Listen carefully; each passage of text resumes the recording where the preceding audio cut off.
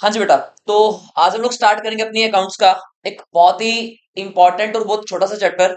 इसका नाम क्या है? Accounting principles. जो आप लोगों की पूरी अकाउंट्स है ना, ये पूरे की पूरे अकाउंट्स आप लोगों के इन्हीं प्रिंसिपल के ऊपर क्या है, बेस्ड है। मतलब अगर अपने को ये सारे के सारे प्रिंसिपल्स के बारे में नॉलेज नहीं होगी ना, तो हम लोग अकाउंट्स के अंदर ऐसे बहुत इंपॉर्टेंट कॉन्सेप्ट्स के अंदर गलतियां करेंगे। अब नहीं, आगे जब हम लोग आगे अकाउंट्स पढ़ेंगे। तो इसलिए हम लोग बेटा पहले क्या करेंगे, अपने जितने भी अकाउंटिंग के प्रिंसिपल्स है ना, उन सबको अच्छे ढंग से सीख लेते हैं, ताकि जो आगे आने वाली गलतियां हम लोग जो करने वाली गलती है ना, वो ना करें। क्लियर हो गया? अब पहले समझते हैं यार कि भाई अकाउंटिंग प्रिंसिपल्स हैं क्या। अकाउंटिंग प्रिंसिपल्स बेसिकली बेटा हमारी वो जनरल गाइडलाइंस है। अकाउंटिंग प्रिंसिपल्स क्या है? हमारी वो जनरल गाइडलाइंस। अब तुमको कभी जनरल गाइडलाइंस का मतलब क्या है? जनरल गाइडलाइंस का बेटा मतलब होता है ऐसी चीजें या ऐसी कुछ इंपॉर्टेंट बातें जो हमारी अकाउंट्स के बेटा कॉन्सेप्ट्स को समझने के लिए जरूरी है। और ये जो गाइडलाइंस है, ये इशू कौन करता है भाई? ये भी तो इंपॉर्टेंट बात है ना। ये गाइडलाइंस इशू करता कौन है? बेटा ये गाइडलाइंस इशू करने के लिए हमारे देश के अंदर एक संस्था बनी हुई है, एक ऑर्गेनाइजेशन बनी हुई है बेटा, जिसका नाम है IFRS। क्या नाम है? IFRS। अब तुम भैया ये IFRS का मतलब क्या है? IFRS का बेटा मतलब होता है international international financial international financial reporting standard. International financial, मैंने सॉरी फाइनल लिख दिया, फाइनेंशियल लिख दो, रिपोर्टिंग स्टैंडर्ड। तो एक नंबर का एग्जाम में आने वाला question, what is the full form of IFRS? तो क्या होगा? International financial reporting standards. ये जो IFRS है ना बेटा, ये जो ऑर्गेनाइजेशन है, ये बेसिकली ना बहुत सारे प्रिंसिपल्स बनाते हैं। क्या बनाते हैं? बहुत सारे प्रिंसिपल्स, बहुत सारी गाइडलाइंस, बहुत सारे रूल्स, बहुत सारी रेगुलेशंस। तो बेटा उनको ना इन्होंने क्या किया, एक नाम में डाल दिया। उन्होंने क्या किया, एक नाम दे दिया उन सारे के सारे बेटा प्रिंसिपल्स को। हम लोग क्या बोलेंगे? कैप। GAAP। एक और एक नंबर है मेरा वाला क्वेश्चन। मतलब मैंने आप लोग वहां पे दो क्वेश्चन बता दिए। पहला फुल फॉर्म किसकी आएगी? IFRS की। क्या फुल फॉर्म IFRS की? International financial reporting standards. एक फुल फॉर्म और आप लोगों के पास आएगी, what is the full form of GAAP? क्या है GAAP? वो क्या है? लिखो बेटा, journal generally accepted generally accepted accounting principles. Generally accepted accounting principles. मतलब ये जो सारे के सारे बेटा प्रिंसिपल्स है ना, ये हर एक बिजनेस को, हर एक ऑर्गेनाइजेशन को फॉलो करने ही करने पड़ते हैं। देखो नाम में ही आ गया, जनरली एक्सेप्टेड। मतलब जिन चीजों को बेटा हम लोग जनरली क्या करते हैं, एक्सेप्ट करते हैं। तो बताओ बेटा, for the full form of GAAP? Generally accepted accounting principles. Clear हो गया? अब बेटा हमारे जो ये प्रिंसिपल्स है ना, ये टोटल दो हिस्सों में बटे हुए हैं। हमारे जो ये प्रिंसिपल्स हैं, ये कितने हिस्सों में बटे हुए हैं? दो हिस्सों में। तो मीनिंग लिखो बेटा बीच में पहले, अकाउंटिंग प्रिंसिपल्स। और अब इनको दो हिस्सों में डिवाइड कर दो। अब इन अकाउंटिंग प्रिंसिपल्स के अंदर ना टोटल दो चीजें आएंगी बेटा, दो चीजें।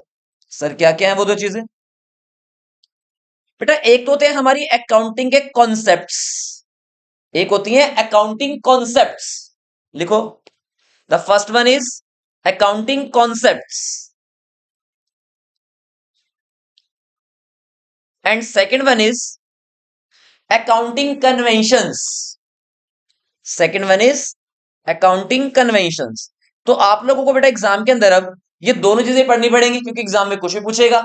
एक वर्ड क्या है? अकाउंटिंग के कॉन्सेप्ट्स। और एक वर्ड क्या है? अकाउंटिंग की कन्वेंशंस। अब आप लोगों के माइंड में फिर से एक बात आएगी कि भैया ये क्या है कॉन्सेप्ट्स और ये क्या है कन्वेंशंस? ये क्या चीज है भाई?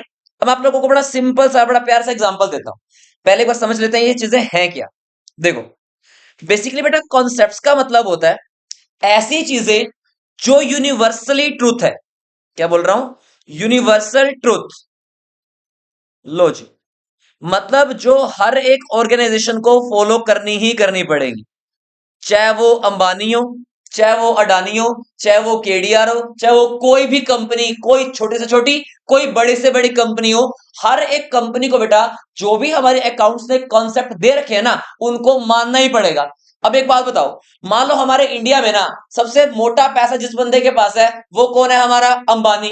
कहता ना, मैं तो जर्नल का format, date, particulars, L F, credit debit बनाऊंगा भाई। है उसके हाथ में? नहीं है। क्यों नहीं है? क्योंकि अकाउंट्स का ये रूल है, अकाउंट का एक कॉन्सेप्ट है कि भैया आपको क्या करना पड़ेगा, डेट, पर्टिकुलर्स, एलएफ, डेबिट और क्रेडिट ही लेना पड़ेगा। बोलो हाँ या ना? अब क्या कहता है ना भाई, मैं तो बहुत बड़ा आदमी हूं, मैं तो पूरे इंडिया के अंदर इतना मोटा पैसा मेरे पास है, मैं तो लेजर नहीं बनाता, जनरल के पास सीधे ट्रायल बैलेंस बनाऊंगा। है उसके बाप के पास पावर? बताना जरा, है उसके पास पावर? नहीं। तो उसको तो पूरी अकाउंटिंग साइकिल को फॉलो करना पड़ेगा ना। पहले क्या बनाने पड़ेंगे? जर्नल, फिर क्या बनाने पड़ेंगे? लेजर, फिर क्या बनाने पड़ेंगे? ट्रायल बैलेंस, फिर क्या बनाएगा? Final account. यहाँ है ना, स्टेप तो ये रहेगा।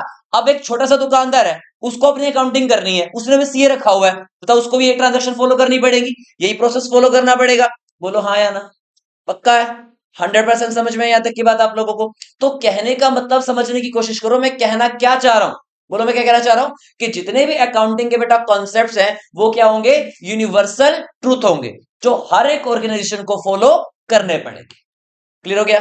मतलब जो सबके लिए सेम है, इसलिए मैंने क्या लिख दिया बेटा यहाँ पे, यूनिवर्सल ट्रूथ, सबके लिए सेम। क्लियर हो गया? लेकिन भैया ये कन्वेंशंस का क्या मतलब है यार? कन्वेंशंस का मतलब होता है बेटा जी, अपनी मर्जी है, मतलब यूनिवर्सली ट्रुथ नहीं है ये।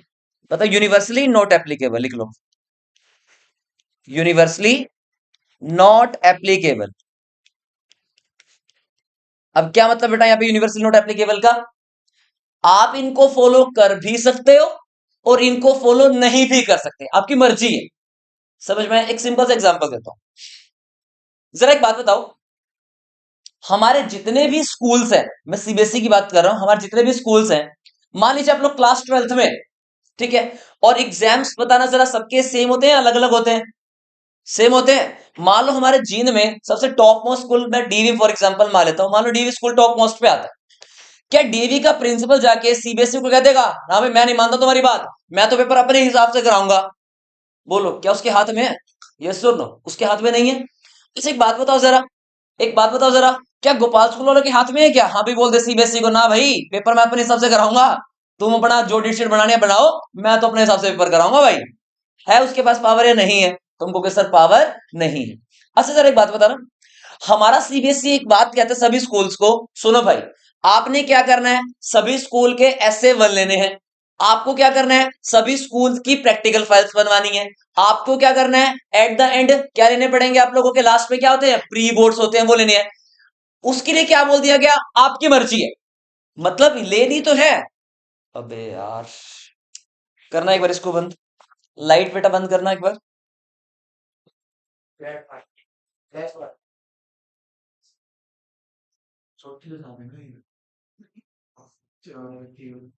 चलिए देखिए इधर ध्यान से, लाइट एक ऑन कर लो सिर्फ।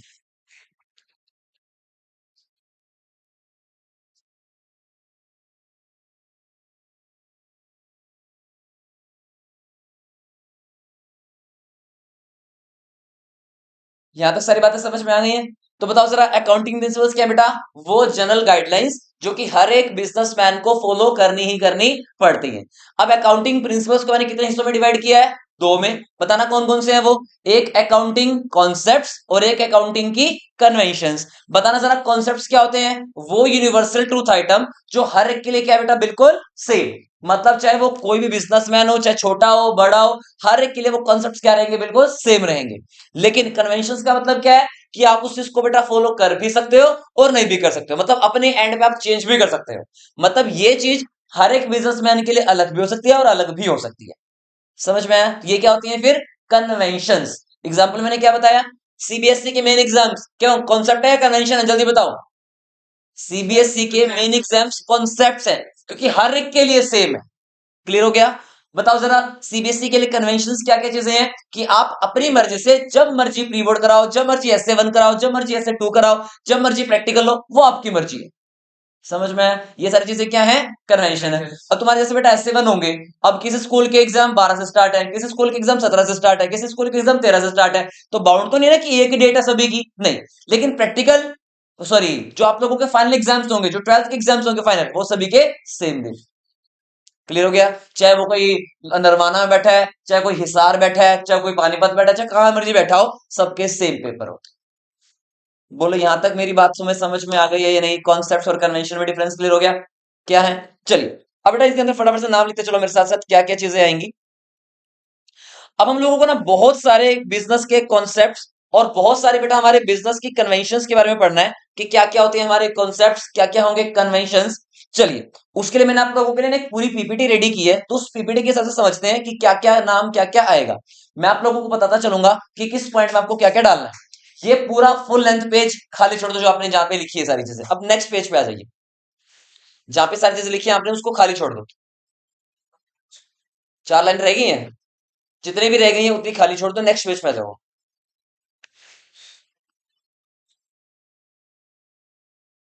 लो जी, तो क्या नाम डाला मैंने देखो चैप्टर का ऊपर, अकाउंटिंग प्रिंसिपल्स एंड कॉन्सेप्ट्स। हाँ जी। अब आप लोगों को जरा मुझे एक बात बताओ, हमारी अकाउंटिंग के कॉन्सेप्ट्स के अंदर बताना जरा, दो रूल्स होते हैं। एक क्या होता है, डेबिट, एक क्या होता है, क्रेडिट। हाँ या ना? एक क्या होगा, डेबिट होगा, और एक क्या होगा, क्रेडिट होगा। तो कहने का मतलब क्या होगा मेरे भाई, हमारी अकाउंट्स के अंदर बेटा सिर्फ दो ही रूल्स होते हैं, दो ही कॉन्सेप्ट्स हैं। क्या, एक क्या होगा, डेबिट, और एक क्या होगा, क्रेडिट होगा। अच्छा जरा मुझे बताना एक बारी, मैंने आप लोगों को बहुत बार एक बात बता रखी है, हर बार डेबिट क्या होगा, ए और ई। हाँ है ना? रूल के हिसाब से हमारे ए क्या होता है, डेबिट। ए का मतलब क्या है, जैसे देखो एसेट्स हो गए, एक्सपेंसेस हो गए, ये ड्राइंग्स हो गई, ड्राइंग्स मतलब कैपिटल को कम करना होता है, तो ड्राइंग्स भी ऑलवेज क्या होती है, डेबिट ही होती है। मतलब ये जो तीन चीजें बेटा मैंने लिखी है ना, ये हमारे अकाउंट्स का कॉन्सेप्ट है। किसी का बाप भी इसको आके ये नहीं कह सकता कि ना मैं तो एक्सपेंसेस को क्रेडिट में लिखूंगा, अरे होते ही नहीं भाई। एक बात बताओ, मैंने सैलरी पेड एंट्री बोली, तो मैं बताओ एंट्री क्या करूं, salary account debit to cash account. क्या दूसरा बंदा cash account debit to salary करेगा क्या? नहीं भाई, वो भी तो एंट्री यही करेगा ना, क्योंकि सबके लिए रूल्स सेम है बिल्कुल। तो ये क्या है, एक कॉन्सेप्ट है। क्या है, कॉन्सेप्ट। तो salary account debit to cash account. Rent received की एंट्री बताना, हर कोई बंदा क्या करेगा, cash account debit to rent account. हर कोई ये करेगा, कोई दूसरी भी करेगा नहीं, क्यों दूसरी करेगा, क्योंकि सबके लिए रूल्स सेम है बिल्कुल। बात समझ में आ गई मैंने जो वर्ड्स बोले? तो हमारी अकाउंट्स के अंदर बेटा सिर्फ दो ही कॉन्सेप्ट होंगे, एक क्या होगा डेबिट वाला, और एक क्या होगा क्रेडिट वाला। क्योंकि हमने एक रूल पढ़ा हुआ है, याद है कौन सा रूल पढ़ा था, ड्यूल एस्पेक्ट कॉन्सेप्ट। क्या कहते हैं ड्यूल एस्पेक्ट कॉन्सेप्ट, हर एक बिजनेस की ट्रांजेक्शन के कितने इफेक्ट निकलते हैं, दो। एक क्या होगा, डेबिट, और एक क्या होगा, क्रेडिट। समझ में आया यहां तक की बातें? चले आगे। ओके। जर्नल में एएलसी होते हैं, जर्नल में, वो उसमें लेजर में एएलसी डेबिट। प्रभु, पढ़ लो, बाद में बात करेंगे उसके बारे में। हाँ जी। सबसे पहला प्रिंसिपल हमारे सामने जो आता है, अब आप जहां पे आपने लिखा ना बेटा अकाउंटिंग के प्रिंसिपल्स, वहां पर पहला नाम लिख दो, बिजनेस एंटिटी कॉन्सेप्ट या फिर बिजनेस एंटिटी प्रिंसिपल। फटाफट नंबर फर्स्ट हेडिंग डाल दो नेक्स्ट पेज पे। फर्स्ट वन इज, हाँ नेक्स्ट पेज पे number first, business entity concept. अब ये क्या कहता है कॉन्सेप्ट भाई? देखो, हर एक बिजनेसमैन का जो मेन मोटिव होता है वो क्या होता है, प्रॉफिट कमाना। अकाउंट्स कहती है सुन ले भाई, अगर तू ये चाहता है ना कि तू अपने बिजनेस के ऑथेंटिक रिजल्ट्स, ऑथेंटिक रिजल्ट का क्या मतलब होता है, एक करेक्ट अपना प्रॉफिट या लॉस तू निकाल पाए, तो आज अपनी एक बात याद रख ले, आज मेरी अकाउंट्स की एक बात मान ले कि बिजनेस एंटिटी कॉन्सेप्ट को अगर तूने फॉलो कर लिया ना, तो मैं तेरे को लिख के देता हूं, तो अपने बिजनेस के कॉन्सेप्ट्स को, बिजनेस के अकाउंटिंग को बहुत अच्छे ढंग से कर पाएगा। समझ में आया?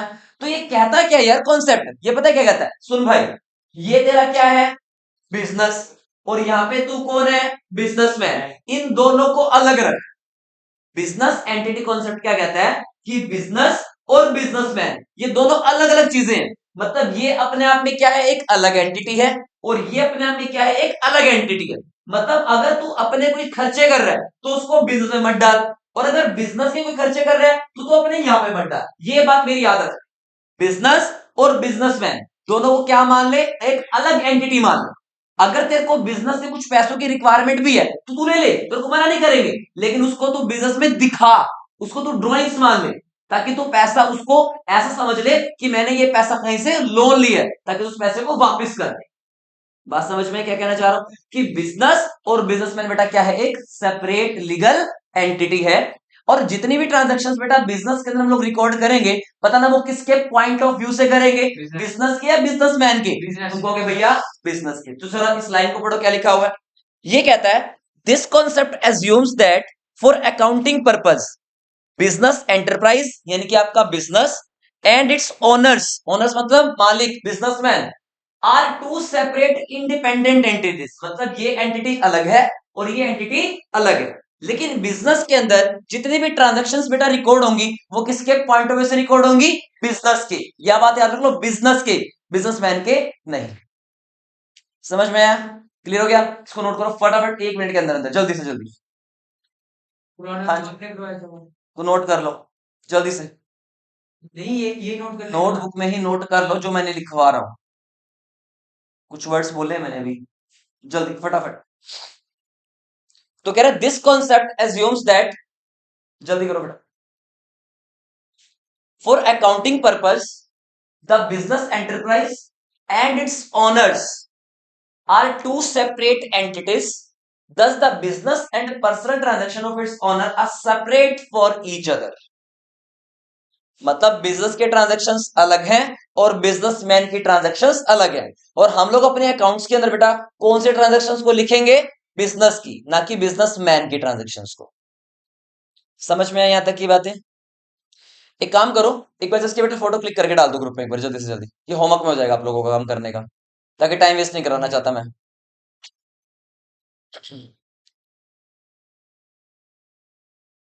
जल्दी करो फटाफट से।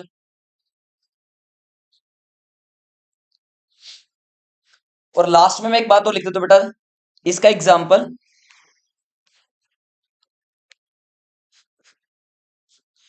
Capital is treated as, capital is treated as internal liability, capital is treated as internal liability for the business. लो जी, फर्स्ट पॉइंट हो गया आप लोगों का खत्म। इंपॉर्टेंट बात, कैपिटल क्या बनेगी हमारे लिए, एक लाइबिलिटी, जो कि कौन सी वाली बेटा, इंटरनल लाइबिलिटी। लो जी, आपका होता है फर्स्ट कॉन्सेप्ट खत्म। अगर आप लोग अपनी अकाउंट्स के अंदर बिजनेस को और बिजनेसमैन को अलग अलग एंटिटी मानोगे तो ही आप लोग अपने अकाउंट्स के अंदर अपना करेक्ट प्रॉफिट निकाल पाओगे। अगर आप लोग ये सोचोगे ना कि मैं ही बिजनेसमैन हूं, मैं ही बिजनेस हूं, मेरा ही बिजनेस है, सब कुछ मेरा ही है, तो अकाउंट्स के अंदर आप लोग अच्छे से प्रॉफिट्स कैलकुलेट नहीं कर पाओगे। समझ आया? अगर आपने बिजनेस के अंदर पैसा डाला है तो दिखाओ, निकाला है तो दिखाओ, मतलब कुछ भी ट्रांजैक्शन हुई है तो उसको बिजनेस में रिकॉर्ड कर दो। बट अगर कोई पर्सनल ट्रांजैक्शन है, बीवी को टैक्सी में घुमाने के लिए गए या कहीं पे घूमने के लिए गए या कुछ खाना वाना खाने गए, कुछ ऐसी चीजें रिकॉर्ड नहीं करोगे। क्यों? क्योंकि ये पर्सनल नेचर की ट्रांजैक्शन है, इसलिए उसको रिकॉर्ड नहीं किया जाए। समझ में आ गया? मतलब बिजनेस की ट्रांजैक्शंस को आपको अलग रखना है और अपनी पर्सनल ट्रांजैक्शंस को आपको अलग रखना है। क्लियर हो गया? समझ गए? पहला प्रिंसिपल क्या है, बिजनेस एंटिटी प्रिंसिपल या बिजनेस एंटिटी कॉन्सेप्ट। तो इसके अंदर क्या याद रख लोगे, सिंपल भाषा का मैं बात करूं तो, कि बिजनेस अलग है, बिजनेसमैन अलग है, जितनी भी ट्रांजैक्शंस बिजनेस में रिकॉर्ड होंगी वो किसके प्रोस्पेक्टिव से होंगी, बिजनेस के, ना कि बिजनेसमैन के। ओके, यहां तक सारी बातें डन। आओ जी नंबर 2 पे। अब देखो क्या कह रहे हैं, सेकंड कॉन्सेप्ट आप लोगों के पास आता है बेटा, मनी मेजरमेंट कॉन्सेप्ट। बिल्कुल बेसिक सा कॉन्सेप्ट है, इसका नाम क्या है बेटा, मनी मेजरमेंट। हमारा ये कॉन्सेप्ट पता है क्या कहता है, सुन लो भाई, सुन लो भाई, सारे के सारे बिजनेसमैन लोगों, ऐसी जितनी भी चीजें आप लोगों के पूरे बिजनेस के अंदर जिसको आप लोग मनी के टर्म्स के अंदर मेजर कर सकते हो, मतलब वो सारी की सारी चीजें जिनको आप लोग मनी के टर्म्स के अंदर मेजर कर सकते हो उनको रिकॉर्ड करो। बट जितनी भी ऐसी ट्रांजेक्शन है जो मनी के टर्म्स में नहीं है उनको आप लोग बिजनेस के अंदर रिकॉर्ड नहीं करोगे। जैसे देखो यहाँ पे क्या लिखा है, क्या this concept assumes that all business transactions must be in terms of money that is in the currency of a country. In our country such transactions are in terms of rupees। मतलब all monetary transactions are to be recorded and all non monetary transactions are to be ignored। समझ में आ गया? Monetary को लेके चलना है और non monetary को इग्नोर करना है, उनको रिकॉर्ड नहीं करना। जैसे एग्जांपल देखो, हमने कहा बताओ जरा, क्या डेटर्स और क्रेडिटर्स को बताओ मनी के टर्म्स के अंदर बेटा मेजर कर सकते हो कि नहीं कर सकते? मैंने आप लोगों से कहा कि डेटर्स को ना, डेटर्स से हम लोगों ने 50,000 रुपए लेना है, तो बताओ क्या डेटर्स को मनी के टर्म्स में मेजर कर रहे हैं ना हम लोग? अभी पैसा लेना है। क्रेडिटर्स को हम लोग मनी के टर्म्स में ले रहे हैं कि ले रहे हैं कि पैसा देना है। ऐसे आप लोगों के गुड्स, आपका सामान, आप कहोगे यार ये मोबाइल ही तो है, क्या कर रहे हैं? बताओ क्या ये मनी के टर्म्स में मेजर किया जा सकता है क्या? यस, कर सकते हैं इसको मेजरमेंट। आप लोगों की एसेट्स क्या मनी के टर्म्स में है या नहीं है? यस, ये भी तो आप लोगों के टाइप की प्रॉपर्टी है, आपका पैसा है। तो जितनी भी चीजें बेटा मैंने यहाँ पे आप लोगों को लिखी हैं, ये सारी चीजें वो हैं जिनको हम लोग मनी के टर्म्स में मेजर कर सकते हैं। समझ आया? अब यहाँ पे एक बात और लिख लेना लास्ट में, all monetary transactions, all monetary transactions are to be, बोलो, recorded, but all non-monetary transactions, all non-monetary transactions are not to be recorded. Example बताओ जरा, क्या हो सकता है? कल भी बताया था मैंने। हाँ जी, डिस्प्यूट किसके बीच में? इंप्लॉयज के बीच में डिस्प्यूट हो गया आप लोगों के पास। और क्या हो सकता है? Strike by employees, strike by employees, ये सारी बातें। एग्जाम्पल मैं आप लोगों को करवा देता हूँ, उसकी बीवी बहुत ब्यूटीफुल है, उसकी बीवी बहुत अच्छा खाना बनाती है, तो ये सारी ट्रांजेक्शन कौन सी है? Non monetary. तो इनको आप लोग क्या करोगे? इग्नोर करोगे, इग्नोर। क्लियर हो गया यहाँ तक के पॉइंट्स? समझ में आ गई दोनों प्रिंसिपल, दोनों कॉन्सेप्ट्स? बताओ पहला कॉन्सेप्ट क्या नाम बोला हमने? Business entity. और दूसरा क्या है? Money measurement. तो बताओ दोनों चीजें अच्छे से क्लियर होगी? बताओ जरा, बिजनेस एंटिटी क्या कहता है? जल्दी से। बिजनेस एंटिटी कॉन्सेप्ट कहता है कि बिजनेस अलग है, बिजनेसमैन अलग चीज है, दोनों सेपरेट एंटिटीज हैं। जितनी भी ट्रांजेक्शंस बेटा बुक्स में रिकॉर्ड होंगी वो किसके बिहाफ पे होंगी? बिजनेस के बिहाफ पे, बस। और एग्जांपल नीचे क्या बनेगा? Capital is will be treated as internal liability for the business. समझ में आया? दूसरा प्रिंसिपल क्या है? Money measurement principle. तो according to this principle all the transactions must be in numeric values, यानी कि मॉनेटरी टर्म्स। तो जितने भी न्यूमेरिक टर्म्स में होंगे, मॉनेटरी टर्म्स में होंगे, उनको रिकॉर्ड करोगे, और जितने भी ट्रांजैक्शंस नॉन मॉनेटरी नेचर की होंगी उनको इग्नोर करना है। दो पॉइंट में किसी को डाउट है तो बेटा पूछो फटाफट जल्दी। पक्का? 100%? ओके। आज ये पॉइंट नंबर 3 देखिए ध्यान से। ये कॉन्सेप्ट आप लोगों का बड़ा इंपॉर्टेंट है और बहुत बार एग्जाम में भी आता है, जिसका नाम क्या है? Going concern concept. क्या नाम है? Going concern concept. देखो ध्यान से क्या कहता है, ये सिंपल सा कॉन्सेप्ट है। ये पता है क्या कहता है? कि जब भी आप अपने बिजनेस को स्टार्ट करो ना, जब भी आप लोग अपने बिजनेस को स्टार्टअप करो, तो आपको ये मान के काम करना है कि आपको बिजनेस इनफाइनाइट टर्म तक करना है। ये मान के नहीं काम करोगे आज बिजनेस कर रहे हैं, कल को छोड़ देंगे, महीने बाद छोड़ देंगे, साल बाद छोड़ देंगे, 2 साल बाद बंद कर देंगे, 3 साल बाद बंद कर देंगे। ऐसा बिजनेस में नहीं होना चाहिए। मतलब जो भी काम स्टार्ट करो, कुछ भी करो, एक गोलगप्पे की रेडी भी लगानी है ना भैया, तो भी ये सोच के मत करना कि कोई बात नहीं, अब टाइम पास करने के लिए 1 महीने के लिए लगा देते हैं। नहीं, कोई भी काम करोगे तो क्या मान के काम करोगे कि वो काम हम लोगों को लंबे समय तक करना है, लॉन्ग टर्म तक करना है, इनफाइनाइट पीरियड तक करना है अपने को वो काम। समझ में आया? अब जैसे देखो यहाँ पे ये कह रहा है दिस कॉन्सेप्ट स्टेट दैट, अच्छा क्या बेनिफिट मिलेगा यार इससे? अगर लॉन्ग टर्म तक करेंगे तो क्यों सोच के काम करोगे लॉन्ग टर्म तक? बोलो जरा। अच्छा, अगर आप लोग स्टार्टिंग से ही अपने एग्जाम्स में 11th क्लास में आप लोग अभी हो, आप लोगों ने अपने स्टार्टिंग से फर्स्ट डे से ये सोच रखा है कि मुझे तो 33% ही लेने हैं यार, पढ़ोगे पूरा साल? मैं गारंटी से लिख के देता हूं, छुओगे भी नहीं किताब को। आप लोग क्या सोचोगे? 33 तो लेने हैं, लास्ट का 15 दिन पढ़ लेंगे, आ जाएंगे 33% नंबर, हो गया काम। समझ आया? यहां से ये दिक्कतें आती हैं। यहाँ पे भी सेम दिक्कतें आएंगी अगर आप लोग ये सोच के काम करोगे कि मुझे तो महीना ही काम करना है, मुझे तो 2 महीने ही काम करना है, मुझे 6 महीने ही काम करना है, साल काम करना है। आप लोगों का काम करने का मन ही नहीं करेगा, और जब मन नहीं करेगा तो प्रॉफिट नहीं कमा पाओगे। अब एक एग्जांपल और बात कर, मान लो आप लोगों ने ना 2005 में प्रॉफिट कमाया कितना? मान लो 50,000 रुपए। अब आपको पता है बिजनेस तो आगे भी करना है। अब आप लोगों के माइंड में क्या स्ट्रेटेजीज बनेगी? क्या रहेगा कि भैया मुझे काम तो करना है लॉन्ग टर्म में, तो क्यों ना और अच्छे से किया जाए। अब 50 कमा रहा हूं, अगले साल 70 कमाऊंगा, अगले साल 1 लाख होगा, अगले साल 2 लाख कमाऊंगा, अगले साल 10 लाख कमाऊंगा, तो माइंड में रहेगा ना कि मुझे ग्रोथ करनी है। और ग्रोथ करने के लिए प्रॉफिट बढ़ेंगे तभी तो ग्रोथ होगी, या कम होंगे तब ग्रोथ होगी? नहीं, ग्रोथ कब होगी? जब प्रॉफिट्स बढ़ेंगे आप लोगों। और बढ़ेंगे कब? जब माइंड में ये चल रहा होगा ना कि हमें बिजनेस लॉन्ग टर्म तक लेकर के चलना है। समझ में आया? तो देखो यहाँ पे क्या लिखा हुआ है, कह रहा this concept states that a business firm will continue to carry on its activities for an indefinite period of time. What do I mean indefinite period of time? क्या मतलब indefinite period का? भाई जिसका कोई टाइम पीरियड ही नहीं है, मतलब long term तक काम कर रहा है। आप लोगों को लॉन्ग टर्म तक चलना है लेके आप लोगों को अपने बिजनेस को। इसको डेफिनेट सिंपली, हाँ जी, उसको डेफिनेट पीरियड बोलते हैं, लेकिन बिजनेस कहता है, अकाउंट्स कहती है आप अपने बिजनेस को डेफिनेट पीरियड दो ही मत, उसको इनडेफिनेट पीरियड दो। जब तक चलेगा तब तक चलाएंगे, रोते दम तक चलाएंगे, मरते दम तक चलाएंगे अपने बिजनेस को। समझ आ रहा? अब देखो आगे क्या लिखा हुआ है, कह रहा सिंपली क्या बोल रहा है ये, it means that every business entity has continuity of life, thus it will not be dissolve. Dissolve का बेटा मतलब होता है क्लोज डाउन, यानी कि बंद करना। मतलब ऐसी कभी आप लोग ये बस सोच के चलो कि नौबत आएगी बिजनेस आप लोगों का क्लोज डाउन हो जाएगा नियर फ्यूचर में, अगर ऐसा सोच रहे हो ना तो आप बिजनेस नहीं कर पाओगे। इसे एक बात बताओ, फ्यूचर सर्टेन है या अनसर्टेन है? अनसर्टेन तो मैं एग्जांपल एक बताता हूँ। कोविड-19 जब आया था तो क्या लोगों को पता था कि सिचुएशंस ऐसी हो जाएंगी? यस और नो? क्या पता था कि नहीं पता था?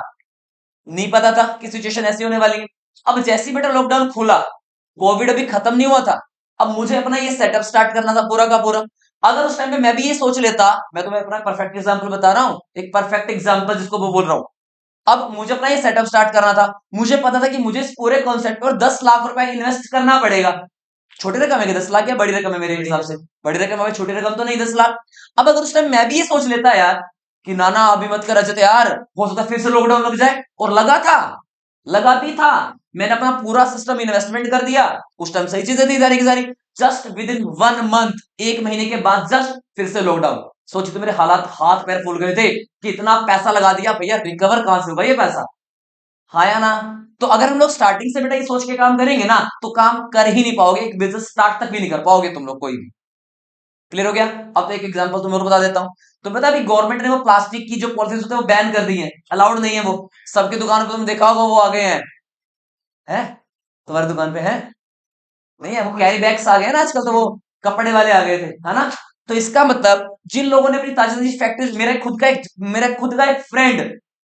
खुद का फ्रेंड, उसने जस्ट अभी इंडस्ट्री स्टार्ट की थी भैया इन्हीं पॉलिथीन की। बताओ कितना हैवी लॉस हुआ होगा, क्या उसको पता था ये होगा? नहीं। अगर यही सोच के काम करोगे ना तो कर ही नहीं पाओगे बिल्कुल भी। क्लियर हो गया मैं क्या कहना चाह रहा हूं? तो हमेशा जब भी कोई काम करो, कोई टास्क परफॉर्म करो, तो क्या एज्यूम करके चलोगे कि हम लोग इसको लॉन्ग टर्म तक, इनडेफिनिट पीरियड तक लेके चलेंगे। समझ आया? जैसे कि मैंने एग्जांपल भी लिया हुआ है कि बिजनेस को आप लोगों ने स्टार्टअप तो कर लिया, लेकिन जैसे 2005 में शुरू किया तो ये मान के मत काम करो कि मुझे तो 1 साल ही करना है, 2 साल ही करना है, इनडेफिनिट पीरियड तक इसको लेके जा। समझ में आ गया? एनी डाउट इस पॉइंट तक? 100% डाउट नहीं है, या कोई भी एक पॉइंट बीच में अगर आप लोगों को डाउट आ सकता है तो मुझे बता दो अभी, जस्ट। ओके, एग्जाम्पल सारे याद हो गए हैं जो जो मैंने वर्ड्स बोले हैं अभी आप लोगों के सामने? ओके, हाँ जी। अब एक लास्ट पॉइंट और हम लोग आज पढ़ेंगे जिसका नाम क्या है बेटा? Accounting period concept. क्या नाम है? Accounting period concept. क्या कहता है सोच के देखो यार, अकाउंटिंग पीरियड, नाम क्या है देखो, नाम से समझ में आना चाहिए वर्ड। क्या नाम है? Accounting period concept. एक छोटा सा एग्जांपल लेता हूं, ये हमारा प्यारा प्यारा मुन्ना राजा मिस्टर अनिरुद्ध, या इसको अगर नाम लेते टेंशन हो जाती है क्या होगा अब आगे। चिंता ना कर। कौन है? अनिरुद्ध। कौन है? अनिरुद्ध। अब जैसे इसने 10वीं पास हुई, इसके पेरेंट्स ने इसको काम पे लगा दिया भैया।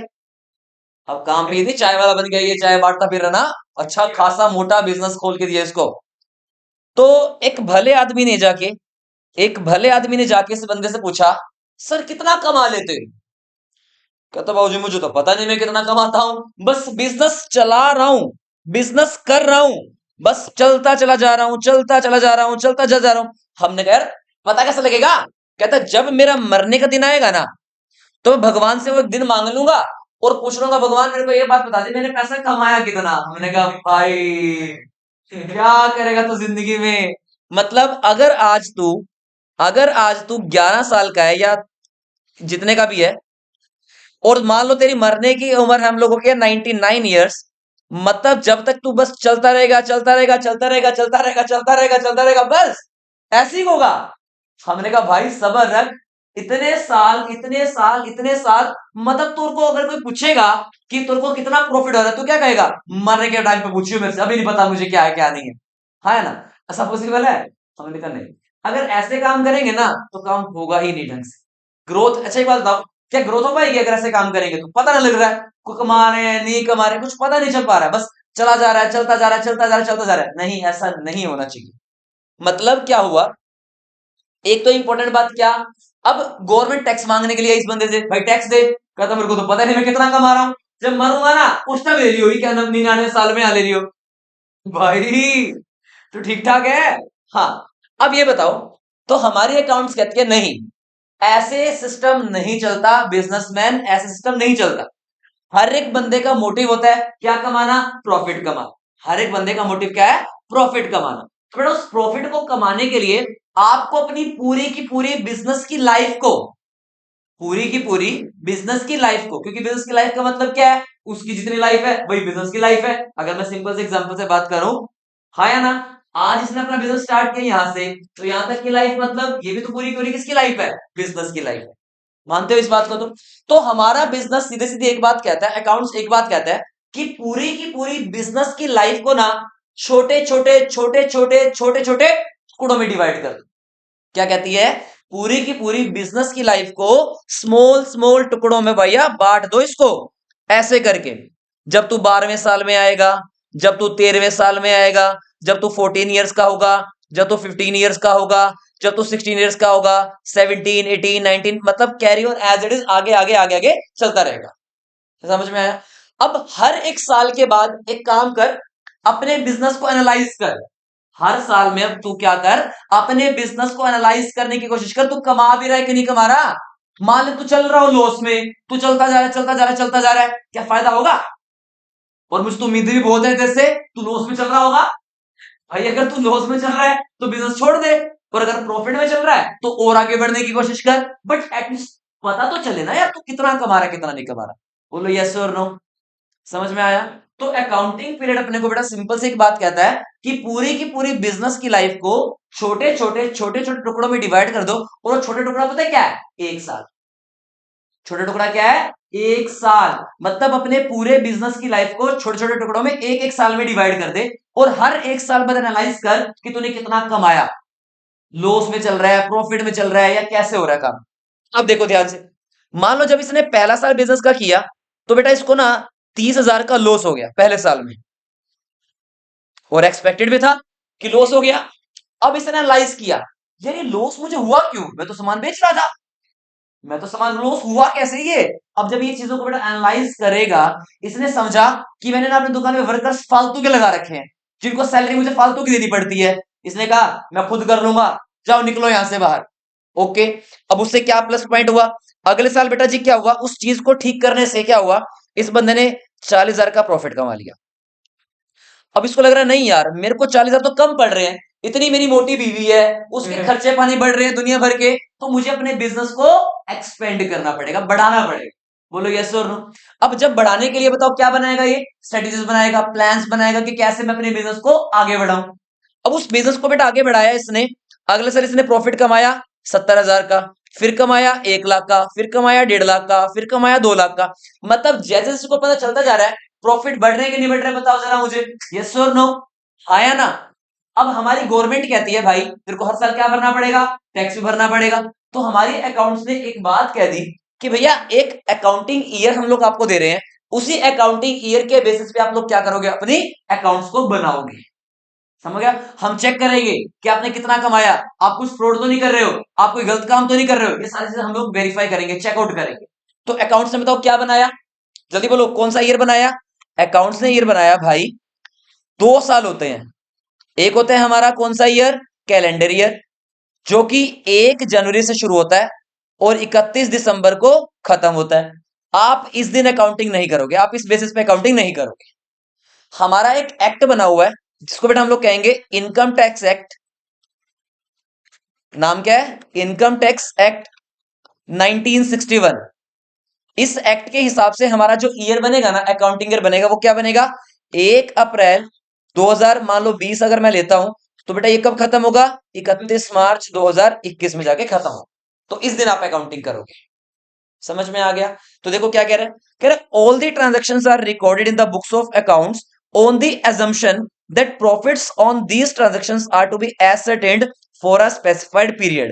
बताना हमारा स्पेसिफाइड पीरियड कौन सा है? ये 1 अप्रैल से लेकर के 31 मार्च तक का। जैसे कि देखो इस कंपनी ने क्या कर रखा है, ये देखो ये कंपनी थी, 2005 में प्रॉफिट चेकआउट किया, 6 में चेकआउट किया, 7 में फिर निकाला, 8 में फिर प्रॉफिट निकाला। तो ऐसे करके एक एक साल का गैप में कंपनी प्रॉफिट्स निकाल रही है, ताकि कंपनी को पता चलता रहे कि हम लोग कितने पानी में चल रहे हैं, अच्छे से कमा भी रहे हैं या नहीं कमा रहे। तो क्या नाम है बेटा? Accounting period concept. तो बताओ आज के 4 कॉन्सेप्ट अच्छे से समझ में आ गए हैं? पक्का? पहला कौन सा पढ़ा था? Business entity. दूसरा कौन सा पढ़ा था? Money measurement. तीसरा गोइंग कंसर्न। चौथा अकाउंटिंग पीरियड। इन चार में कोई डाउट है? अच्छे से बताओ जल्दी। तो कल इन चारों कॉन्सेप्ट्स को अच्छे से नोटबुक के अंदर बेटा नोट डाउन करके लाना। किसका? स्पैन पीरियड का बेटा मतलब होता है कि जितना टाइम आपने सोचा है, हाँ वही पूरा का पूरा साल आपका।